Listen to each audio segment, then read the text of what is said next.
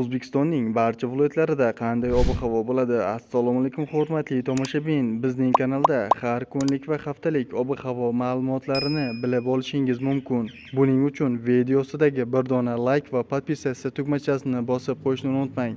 Like bosgan insonni Allohim doimo qo'llasin. O'zgidromet markazi 13, 14, 15 aprel kungi ob-havo prognozini e'lon qildi.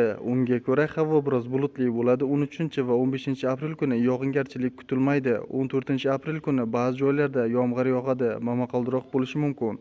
Shamol sharqdan 7-12 metr sekund tezlikda esadi. 14 aprel kuni ba'zi joylarda 13-18 metr sekundgacha kuchayishi mumkin. Harorat kechasi 12-17 daraja, kunduzi 13 aprel kuni 28-33 daraja. 14-15 aprel kuni 24-29 daraja issiq bo'ladi.